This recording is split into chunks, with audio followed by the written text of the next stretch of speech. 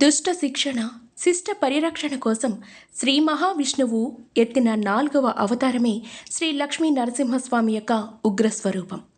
భక్త ప్రహ్లాద ప్రార్థన మేరకు స్వామివారు అవతారం ఎత్తి హిరణ్యకశిపుడిని సంహరించాడు. అత్యంత శక్తి కలిగిన నరసింహస్వామిని ఎవరైతే దర్శిస్తారో, ఎవరైతే ప్రార్థిస్తారో వారందరికీ గ్రహదోషాలు తొలగిపోతాయని ప్రగాఢ నమ్మకం.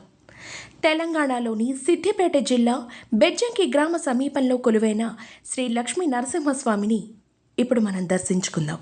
ఉగ్ర వీరం మహావిష్ణుం జ్వలంతం సర్వతోముఖం నృసింహం భీషణం భద్రం మృత్యుం నమామ్యహం. దుష్ట శిక్షణ శిష్ట పరిరక్షణ చేయడం శ్రీమన్నారాయణ స్వామి యొక్క దశావతారాల అంతరార్థం. ఈ దశావతారంలో మొదటి 4 అవతారాలు గర్భవాసం లేకుండా కేవలం సంకల్పం మాత్రం చేత ఆవిర్భవించిన అవతారాలు. ఈ 4 అవతారాలు చివరిది నరసింహావతారం. దశావతారాల్లోకెల్లా నర మృగ మిశ్రమ రూపం ఇదొక్కటే. ఉగ్ర నరసింహుడు అయిన హిరణ్యకశిపుణ్ణి సంహరించిన విష్ణుమూర్తి ప్రహ్లాద స్థితిలో ప్రసన్నుడై లక్ష్మీ సమేతుడై తిరిగి లోకాలను రక్షించాడు.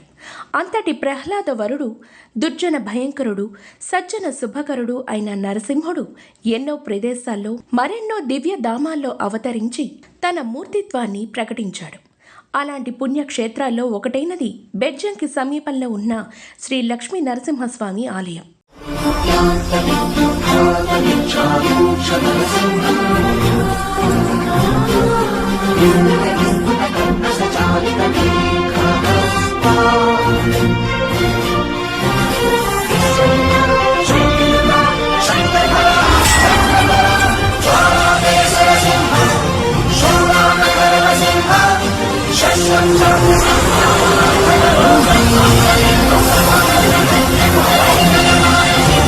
కరీంనగర్కు మరియు సిద్దిపేటకు మధ్యలో సరిగ్గా 35 నుండి 40 కిలోమీటర్ల దూరంలో ఉంటుంది బెజ్జంకి మండల కేంద్రం.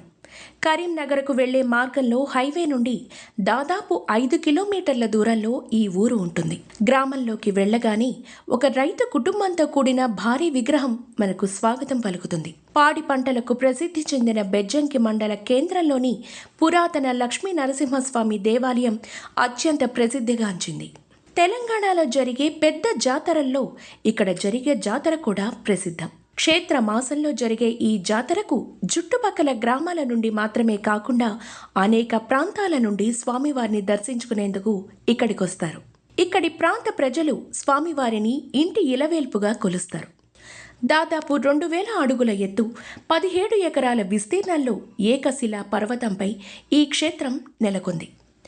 ఆలయ ప్రధాన ప్రవేశ ద్వారం పైన శ్రీ లక్ష్మీ నరసింహస్వామి లక్ష్మీ సమేతుడై, ఆయనకు ఎడమవైపున రాధాకృష్ణులు, నరసింహునికి కుడివైపున రామలక్ష్మణ సీత హనుమత్ సమేతుడైన విగ్రహాలు గోచరిస్తూ ఉంటాయి.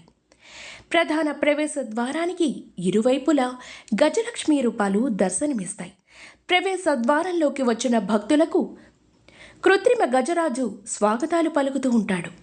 శ్రీ లక్ష్మీ నరసింహ దేవాలయం కట్టడం ఒక కళాత్మక కట్టడం అని చెప్పొచ్చు. కళ్యాణి చాళుక్య చక్రవర్తి తైలోక్యమల్ల మొదటి సోమేశ్వరుడి కాలపు క్రీస్తు శకం 1053 శని నగరం శాసనాలు బెజ వెంకయ్య అంటే బెజ్జంకి గ్రామంపు కాటరెడ్డి తదితరుల ఆమోదంతో ఒక మత్రురు నీరు నేల శని నగరంలోని మధుతేశ్వర దేవాలయం వరకు దానంగా ఇచ్చినట్లు శాసనాల ద్వారా తెలుస్తూ ఉంటుంది. కాకతీయ వంశస్థులు పరిపాలిస్తున్న సమయంలో కాటేరుద్రుడి మంత్రి ఈ పరిసర ప్రాంతాల్లో శిస్తు వసూళ్లు చేస్తూ ఈ ప్రాంతాన్ని తన మజిలీగా ఏర్పాటు చేసుకునేవారు. కాకతీయులు దైవభక్తి కలవారు కావడం వల్ల వారి ఏకాగ్రత భంగం కలగకుండా ఇక్కడ శివాలయాన్ని నిర్మించుకుని ధ్యానం చేసుకునేవారు.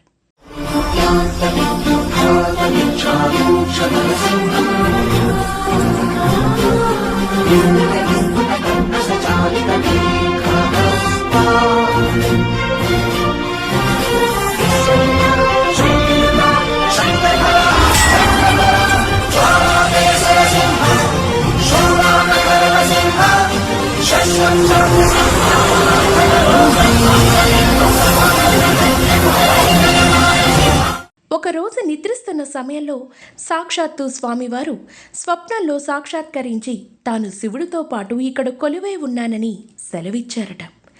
స్వామి ఆదేశానుసారం వెతికి చూడగా స్వామివారు సాక్షాత్కరించారట. తదనంతరం అత్యంత సుందరంగా నిర్మించిన దేవాలయమే ఈ గుడి అని ఇక్కడ స్థల పురాణాన్ని బట్టి తెలుస్తోంది. బెజ్జంకి గ్రామానికి నైరుతి దిశలో నల్లని ఏకశిలా పర్వతంపై శ్రీ లక్ష్మీ నరసింహస్వామి కొలువుదీరి ఉన్నాడు. ఈ గ్రామానికి బెజ్జంకి అనే పేరు ఎలా వచ్చింది అంటే, బెజ్జం అనగానే రంధ్రం, వంక అంటే శీలం, చిలకకు ఉండే రంధ్రం వల్ల ఈ గ్రామానికి బెజ్జవంకగా పేరొచ్చింది. కాలక్రమేణా బెజ్జవంక కాస్త బెజ్జంకిగా నామాంతరం చెందింది. ఈ ఆలయంలోని శిల్ప కళారీతులను పరిశీలిస్తే చాళక్యుల కాకతీయుల శిల్పకళ, వారి చాణుక్యత కనిపిస్తూనే ఉంటుంది.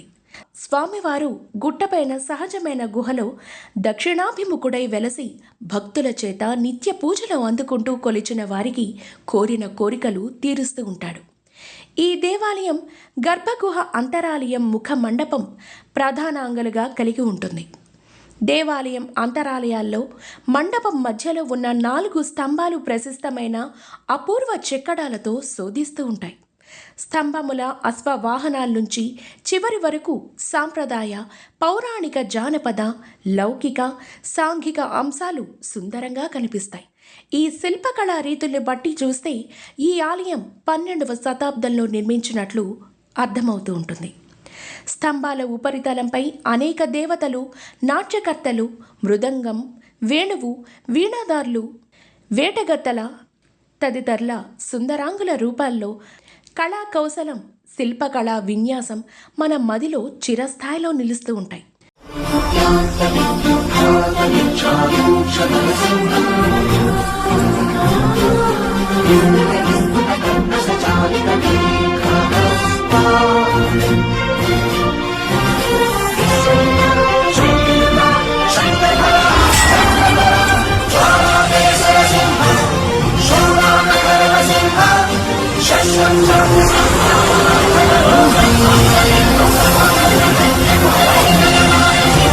నరసింహస్వామి ఎక్కువగా కొండలు, గుహల్లోనే దర్శనమిస్తాడు.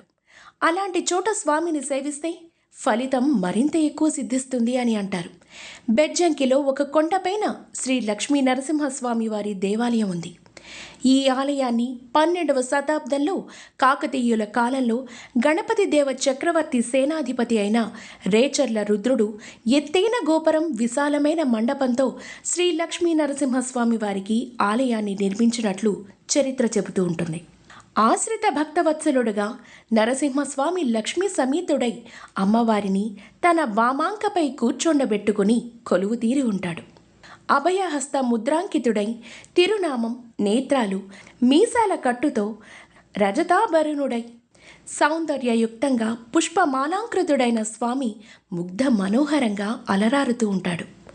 మనిషిలోని వీరత్వం, సింహంలోని వేట లక్షణం కలిసి దుష్ట శక్తిపై అద్భుతమైన పరాక్రమాన్ని స్ఫురింపజేసి విజయాన్ని సాధించే విలక్షణ రూపం నరసింహస్వామి స్వరూపం. సృష్టి స్థితి లయాత్మక బ్రహ్మ, విష్ణు, రుద్ర సమన్వయ నారాయణ బ్రహ్మమే లక్ష్మీ నరసింహస్వామిగా చెబుతూ ఉంటారు. లక్ష్మీ నరసింహస్వామి వారికి సంధ్యా సమయంలో కర్పూర నీరాజనాన్ని సమర్పిస్తారు. ఆ స్వామికి ఇచ్చే హారతి, శతగోప ఆశీర్వాదాలు, యుద్ధ ప్రసాదాలను భక్తులు స్వీకరించి తన్మయానంద భరితలవుతూ ఉంటారు.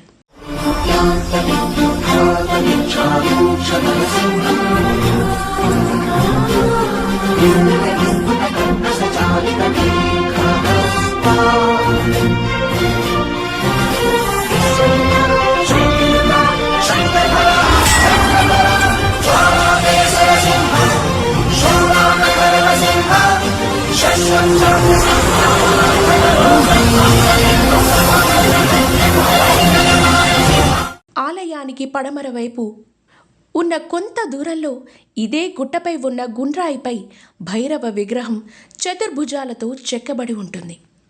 భైరవుడి శిరస్సుపై పాము పడగలు గొడుగు వలె ఉంటాయి. ఇక్కడికి పడమటి వైపు గుట్టపైన కాస్త దిగువన స్వామివారి పుష్కరిణి ఉంది. భక్తులు పుష్కరిణిలో పవిత్ర స్నానాలు చేసి స్వామివారిని కొలుస్తూ ఉంటారు. ఇక ఈ ఆలయంలో శ్రీ లక్ష్మీ నరసింహస్వామి స్వయంభూగా వెలిశాడని చెప్తారు. నరసింహస్వామి దేవాలయానికి పడమటి దిక్కున కొద్ది దూరంలో ఒక గుండ్రాయిపై భైరవ విగ్రహం చతుర్భుజాలతో భక్తులకు నేత్రానందాన్ని కలిగిస్తూ ఉంటుంది. భైరవుడు శివుని నుంచి పుట్టిన మహిమాన్విత మూర్తి. బ్రహ్మ పంచముఖం శివుని నిందిస్తూ ఉండగా ఆ 5వ ముఖాన్ని తెగ నరికిన శివాంశ సంభూతుడు భైరవుడు ఆ స్వామివారు. ఈ బెజ్జంకి గుట్టపై వెలిసి భక్తుల కష్టాలను కడతీరుస్తున్నాడు.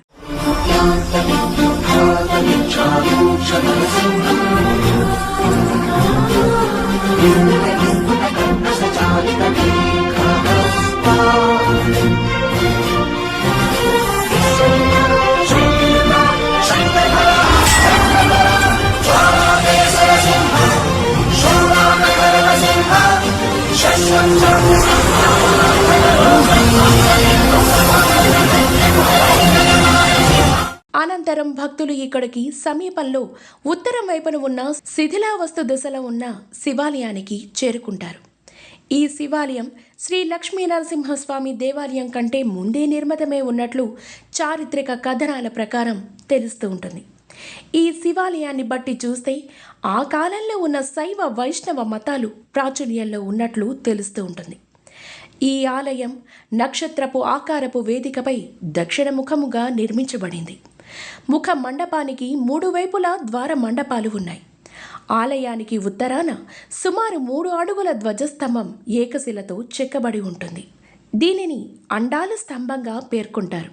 స్థల పురాణం ప్రకారం ఈ ఏకశిలా స్తంభానికి చీర కట్టి ఒడిబియ్యం పోసిన వారి కోరికలు నెరవేరుతాయని, సంతానం లేని వారికి సంతానం కలుగుతూ ఉంటుందని ఇక్కడి భక్తులు విశ్వసిస్తూ ఉంటారు. ఈ ఆచారం ఆనాటి నుండి ఈనాటి వరకు కొనసాగుతూ ఉంటుంది.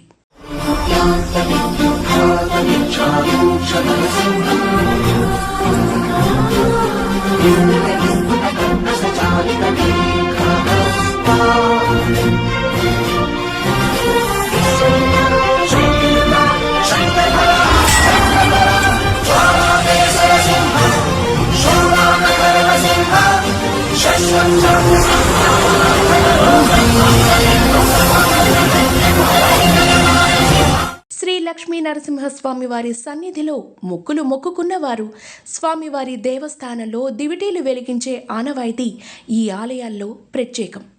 ఇక్కడ నిత్య పూజలతో పాటు పండుగలు, పర్వదినాల్లో ప్రత్యేక పూజలు నిర్వహిస్తారు. చైత్రమాసంలో ఇక్కడ అత్యంత వైభవంగా స్వామివారి జాతర జరుగుతుంది. ఈ సమయంలో స్వామివారిని దర్శించుకున్నటకు సుదూర ప్రాంతాల నుండి భక్తులు విచ్చేస్తూ ఉంటారు. ఈ క్షేత్రంలో క్షేత్ర మాసంలో క్షేత్రశుద్ధ సప్తమి మొదలుకొని క్షేత్ర బహుళ సప్తమి వరకు బ్రహ్మోత్సవాలను ఘనంగా జరుపుతారు. ఏకాదశి నాడు స్వామివారి తిరు కళ్యాణ ఉత్సవం అంగరంగ వైభవంగా జరుగుతుంది. పౌర్ణమి నాడు శకటోత్సవాన్ని నిర్వహిస్తారు. ఈ ఏకశిలా పర్వతం చుట్టూ స్వామివారి రథాన్ని 3 సార్లు ఊరేగిస్తారు. ప్రతి సంవత్సరం శ్రావణ మాసంలో భక్తులందరూ ఈ క్షేత్రానికి వచ్చి కోనేటి స్నానాన్ని ఆచరించి వారికి పండిన పంటలు ఒక భాగాన్ని భగవంతునికి సమర్పించుకుంటారు. అలాగే కార్తీక మాసం విశేష పర్వదినాల్లో వనభోజనాల కార్యక్రమం ఇక్కడ సందడిగా సాగుతూ ఉంటుంది. ఈ స్వామివారిని దర్శిస్తే అన్ని రోగాలు పోయి అందరికీ ఆరోగ్యం చేకూరుతుందని భక్తులు ప్రగాఢంగా విశ్వసిస్తారు. శ్రీ మహావిష్ణువు దశావతారంలో ఒకటైన నృసింహావతారం భక్తుల మాటలు నిజం చేయుటకై సంభవించింది.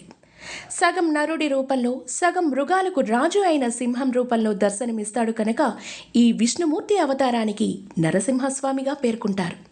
ఈ అవతారాన్ని పురాణాల్లోనూ, ఉపనిషత్తుల్లోనూ, హిందూ సాహిత్య కృతుల్లోనూ వర్ణించారు.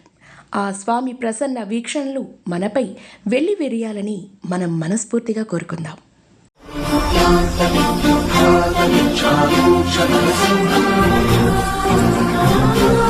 Thank you.